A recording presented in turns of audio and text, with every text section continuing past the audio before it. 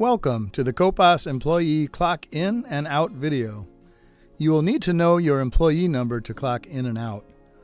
The easiest way to clock in or out is to type clock at the main menu. You can now type your employee number.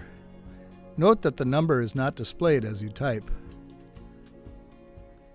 Our example employee, Cheney, works in multiple areas, so we'll need to select where they will be working. Let's say cashier.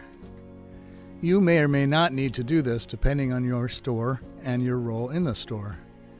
If we look at the choice bar at the bottom of the screen, we see that clock in is highlighted, so we can press enter to clock in. Cheney Wilson clocked in at 9:11 p.m.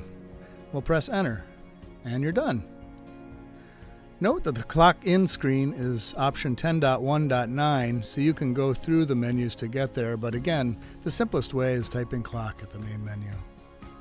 Let's go ahead and clock out. Again, we'll type clock at the main menu. Our example employee, Cheney, could be switching tasks, in which case they'd arrow over to the Change Task Department tab, but no, they are simply clocking out. So we'll arrow back to the Clock Out tab and press Enter. Cheney clocked out at 9:12 p.m. Enter.